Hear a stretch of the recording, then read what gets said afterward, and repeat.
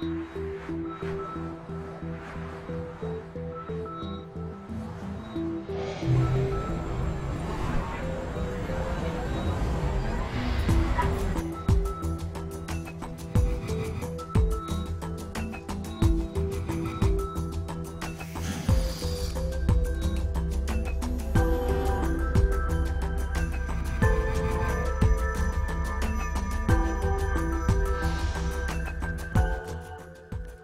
on Interfaith Perspectives, I talk with a good friend of mine, Dr. William Craven, an orthopedic surgeon with a fellowship in orthopedic sports medicine.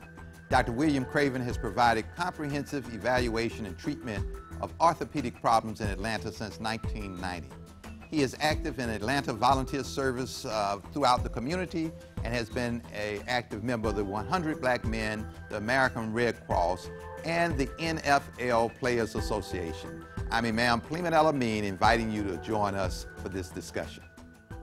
I'm Dr. William Craven, speaking on behalf of Proactive Educational Foundation. As an orthopedic surgeon and former professional athlete, I know the importance of rehabilitation. Joining us today is Eric McMillan, former cornerback for the New York Jets. After Dr. Craven repaired my Achilles tendon, he insisted that each phase of my recovery be rehabilitative, supervised, and tested. Make sure after your surgery you discuss with your doctor and therapist an aggressive rehabilitation program. We're back with Dr. William Craven.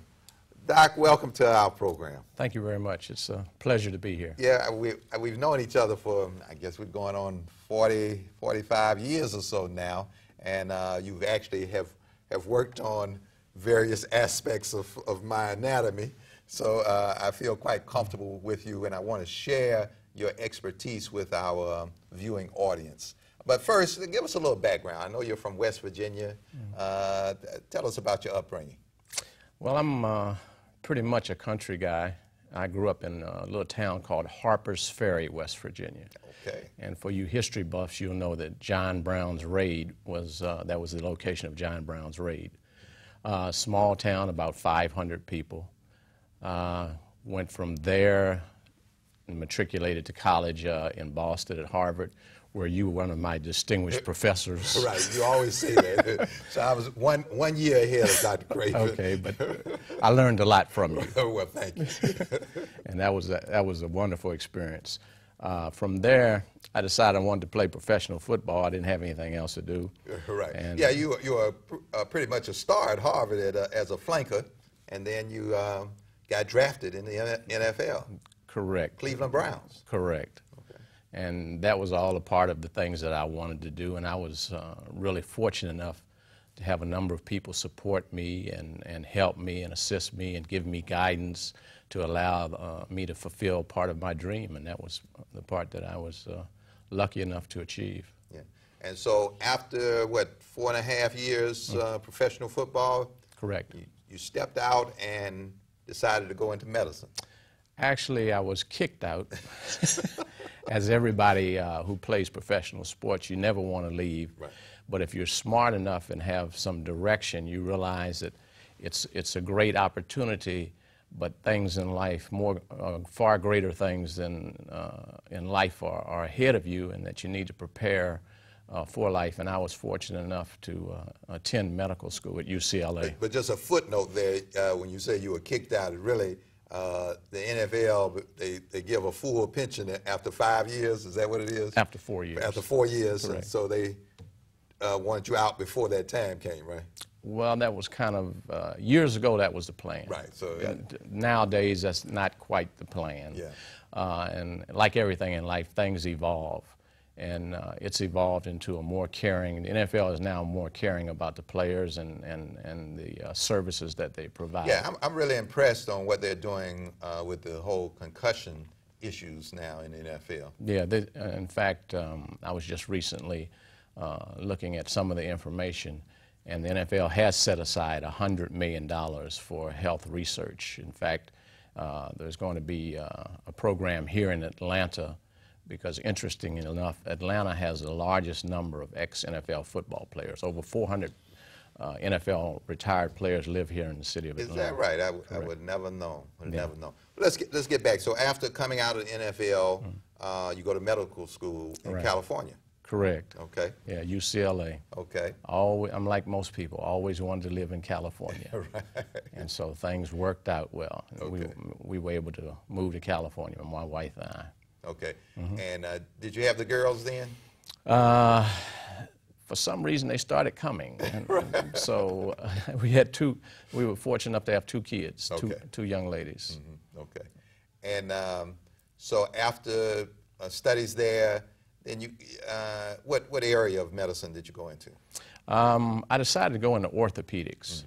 And so from orthopedics, I was, it's interesting how people come into your life. And there was a professor at UCLA that came up to me and said, you ought to go to Johns Hopkins. That's the best orthopedic program in the country. And I said, well, how do I do that? And he said, let me show you. And you have to have people in your life that help you. You can, if someone says they're a self-made person, I have yet to meet that person. Yeah. And so I was fortunate enough to have several people come into my life and help me obtain a position at Johns Hopkins in orthopedic surgery. So we moved cross country to Baltimore. Okay. Yeah. Okay. And then didn't you have a stint down in Birmingham, or a connection with Andrews down in Birmingham? Correct. Correct.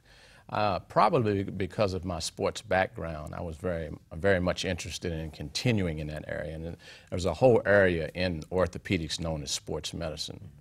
And at the time, and to this day, the most distinguished and outstanding person in sports medicine, I believe, is Dr. Jimmy Andrews. And I was fortunate enough to secure a position with him to do a fellowship, which was a great experience in my life. Yeah. Now let's make a connection, because yeah, the history of medicine is intertwined with faith and religion, and it seems to be coming back to that. So talk a little bit about the evolution of medicine. Well, medicine, like everything, evolves. And as you well are aware, the original people who practiced medicine were either the priest, the minister, the holy person. And medicine was based on partly largely spirituality, as well as natural cures and natural herbs and medication that came from nature and was close to God. As time went on, like everything, with the technology explosion, here comes the 20th century, and technology just takes over. And so you have pharmacology, big pharmaceuticals companies, international pharmaceutical companies, and all of the original medicines are based on natural medicines. If you do a search and look up the major medicines and classifications, they all have their history in nature. Okay. The original surgeries were based on concepts that were natural and came about and evolved. And with technology comes progress, but also if the evolution continues, you have to go back to the basics. And that's why you see a large number of people returning and including in medical treatment, modern medical treatment, the fact that you have to have a firm foundation based on nature and based on spirituality. Yeah, and I know you're a strong proponent pushing for preventive medicine, and so have you seen how attitudes and dispositions, maybe spirituality, has really been an aid to patients or people that you're dealing with? Oh, no question, and I'd like to share with you a story.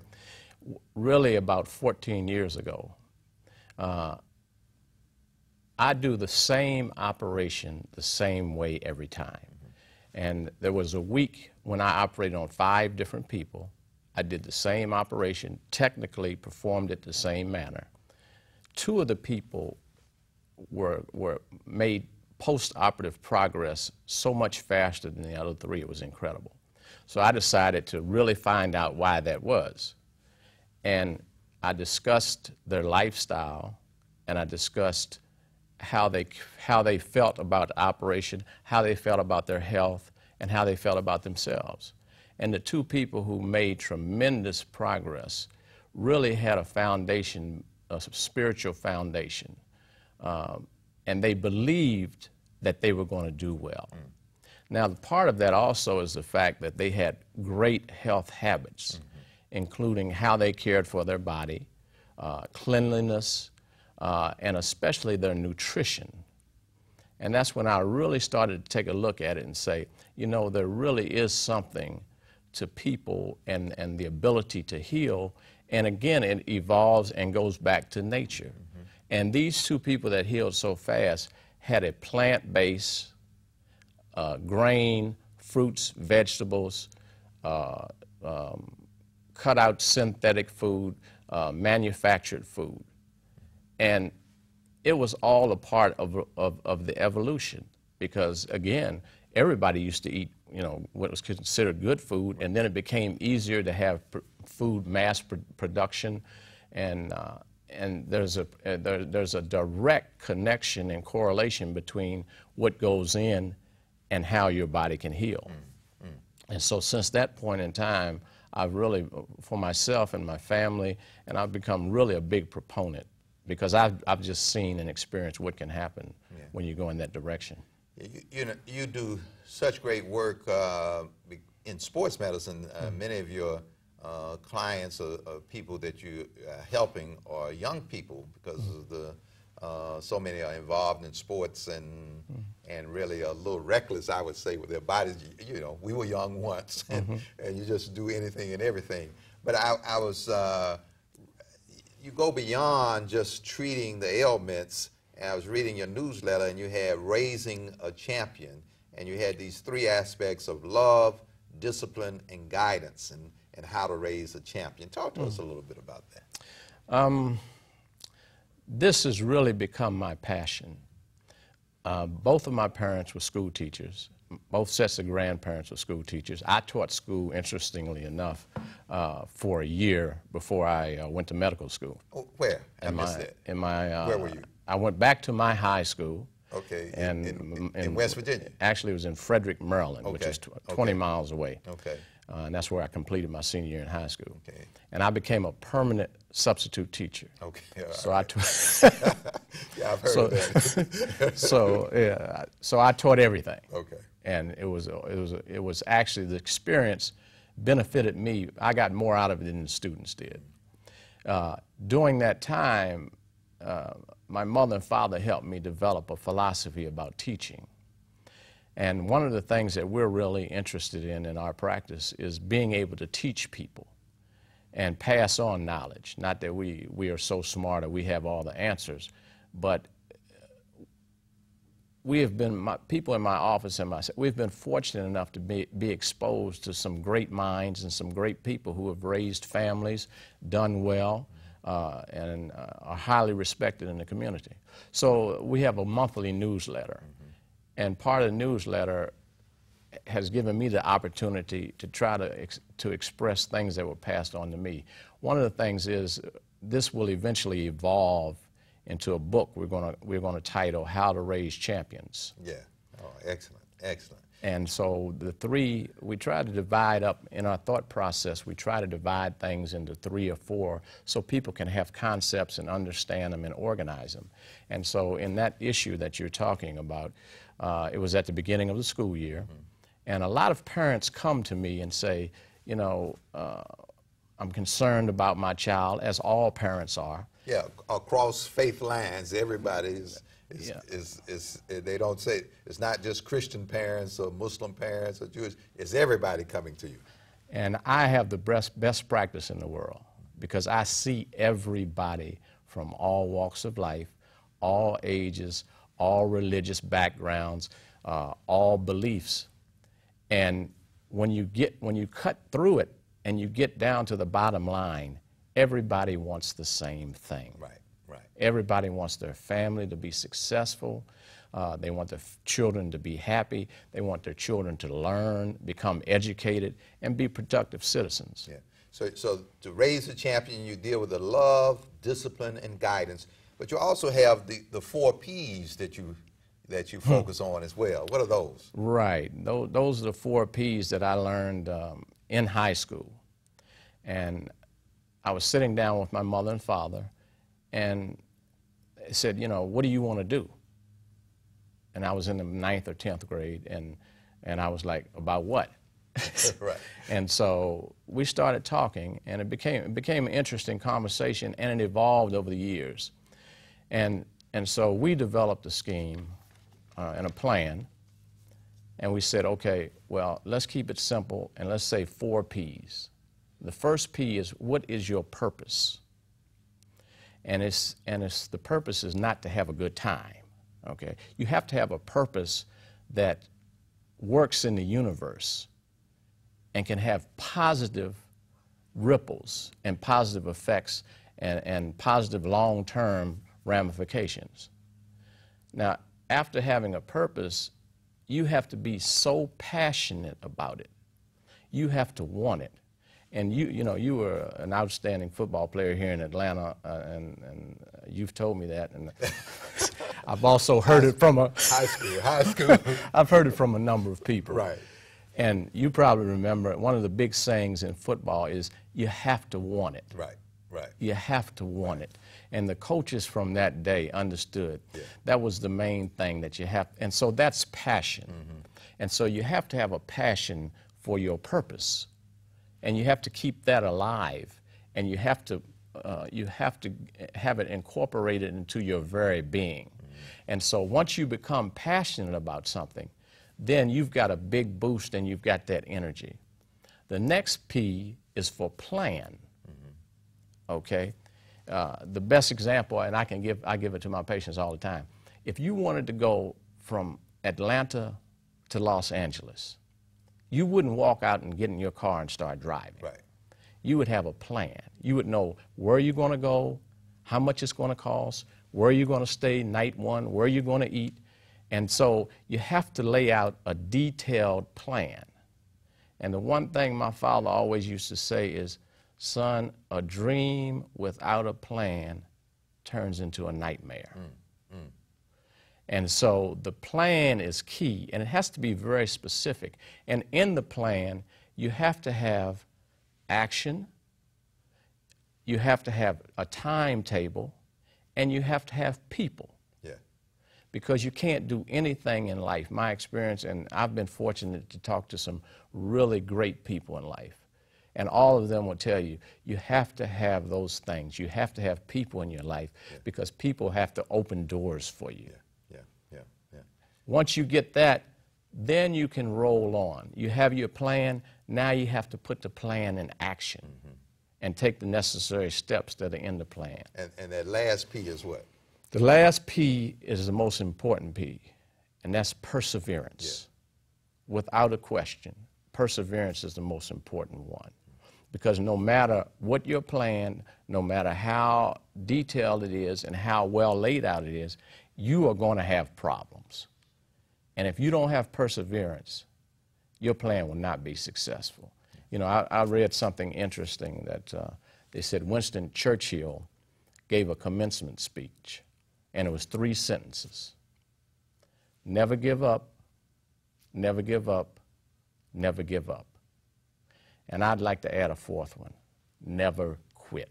Right, yeah. And, you know, so you're seeing the young people, but you're also seeing people my age, those who are approaching elderly age, and our problems and challenges are a little bit different. You know, we're aging, as the Bible says in the Psalms, as David says, my bones are vexed. so we're feeling the challenges from the years and the years of activity, and sometimes maybe abusing joints of bodies. So how do you deal with the elderly when they come in? Each group of people poses a unique and challenging set of circumstances. And again, I divide my patients into 3 different groups, and the elderly would be the 3rd group. You have the very young, the middle, and then the elderly. And the conditions that the elderly have, what you just said, you really laid it out. It has to do with father time and the TikToks. Right, right. You know, time goes on, and the body is made that it evolves in a certain way. And part of that evolution is orthopedic problems. And so joints, aches and pains, it's impossible to escape them. Mm-hmm. Now, if we could go back in time and say, hey, I don't want to do anything dumb. Right. Then, but unfortunately, or fortunately, because that's the way the system is made, we can't go back in time. So we have to start where we are and go forward. And so how do you maximize? And that's a big difference, okay? Because a lot of things in medicine, there is no cure for a lot of things. Mm-hmm. But how do you maximize the condition that you're in? What do you need to do? And it becomes very simple once you make that declaration and once you decide that you're going to do something about it. Mm-hmm. So the first thing is you have to get qualified help.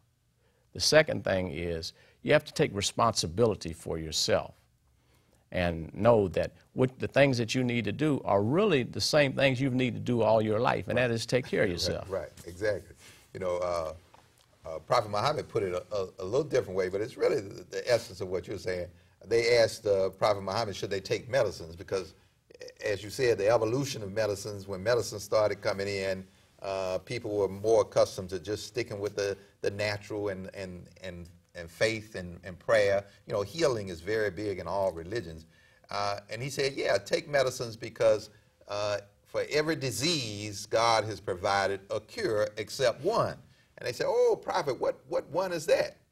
He said, old age. the old age, that's just is part of the process. And what we found is that you become more conscious of what really is important, more so. This body is important, but it's this soul and the spirit that's in the body that's most important. And so as the body begins to break down and have these difficulties, you realize that what's really important is this soul or spirit that's inside this body, and it can transform, it will transform, as most of us believe, in terms of life beyond death.